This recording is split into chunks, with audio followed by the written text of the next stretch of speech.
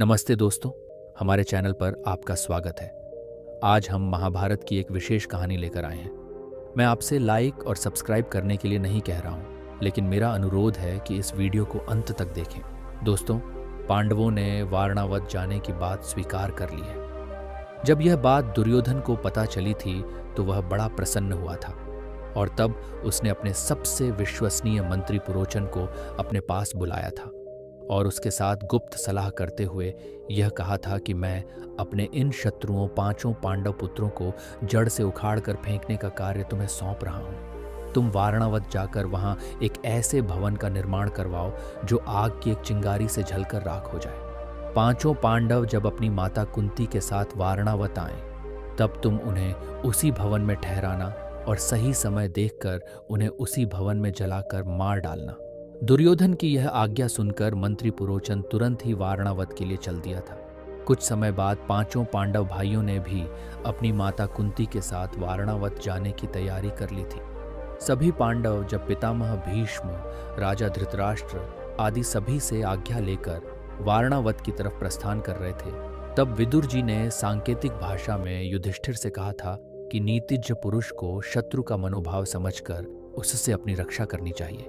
आग घास फूस और सारे जंगल को जला डालती है, परंतु बिल में रहने वाले जीव उस आग से अपनी रक्षा कर लेते हैं। विदुर की यह सांकेतिक भाषा में कही हुई बात युधिष्ठिर ने भली भांति समझ ली थी। 5 पांडव भाई जब अपनी माता कुंती के साथ वारणावत पहुंचे तो तब वहां के नागरिकों ने बड़ी उत्साह के साथ अपने युवराज युधिष्ठिर का स्वागत किया था तथा दुर्योधन के मंत्री पुरोचन ने उनकी अन्य सारी रहने खाने पीने आदि की व्यवस्थाएं की थी। 10 दिन के बाद मंत्री पुरोचन पांडवों को उस भवन में लेकर गया था जिस भवन को उसने दुर्योधन के कहने पर बनवाया था।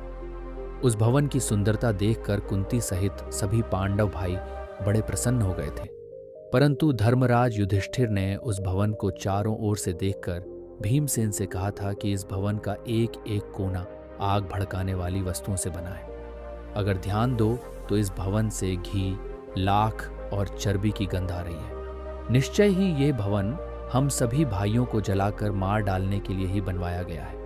यह सुनकर भीम ने यह कहा था कि क्यों न हम लोग अपने पहले स्थान लौट चलें। तब युधिष्ठिर ने भीम से कहा था कि अभी हस्तिनापुर का राज्य और सेना दुर्योधन के हाथ में है और वारणावत में चारों तरफ दुर्योधन के गुप्तचर फैले हुए हैं। ऐसे में हम यदि उनके किसी भी कार्य का विरोध करेंगे तो वह हमें बलपूर्वक मरवा डालेगा।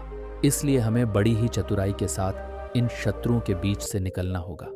धर्मराज युधिष्ठिर और भीम सोच में डूब जाते हैं कि वह सभी दुर्योधन के इस चक्रव्यूह से कैसे बाहर निकले कि तभी उनके पास विदुर का भेजा हुआ एक सेवक आता है जो सुरंग खोदने में बड़ा माहिर था।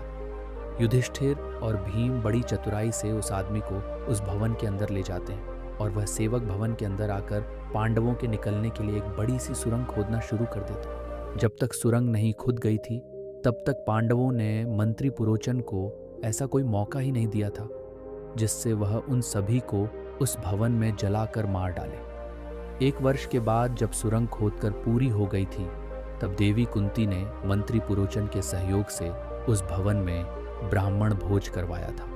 ब्राह्मणों के उस भोज में सहयोग से एक भील की स्त्री अपने 5 पुत्रों के साथ उस भवन में भोजन मांगने के लिए आई थी। वे सभी भील शराब के नशे में धुत थे, इसलिए वह खाना खाकर उसी भवन के एक कोने में बेहोश होकर सो गए थे। जब रात काफी बीत गई तब देवी कुंती सहित युधिष्ठिर, अर्जुन, नकुल और सहदेव उस सुरंग में प्रवेश कर गए थे और भीमसेन चलते उस कक्ष में आए थे जहां मंत्री पुरोचन सो रहा था। मंत्री पुरोचन को गहरी नींद में सोता देखकर भीम ने उसके कक्ष के द्वार को बाहर से बंद करके उस भवन में आग लगा दी थी और खुद भी तेजी से सुरंग में प्रवेश कर गए थे। भवन की उस आग में भील की पत्नी और उसके 5 पुत्रों सहित दुर्योधन का मंत्री पुरोचन भी जलकर राख हो गया था।